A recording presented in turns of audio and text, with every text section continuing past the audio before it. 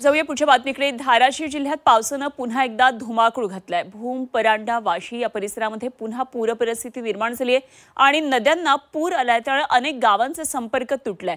भूम आणि परांडा या भागामध्ये एनडीआरएफच्या 2 टीम मागवण्यात आल्या आणि खबरदारी म्हणून जिल्ह्यातल्या सर्व शाळांना प्रशासनानं सुट्टी जाहीर केलेली आहे। नागरिकांनी सतर्कता बाळगावी असं आवाहन प्रशासनाकडून करण्यात आलं।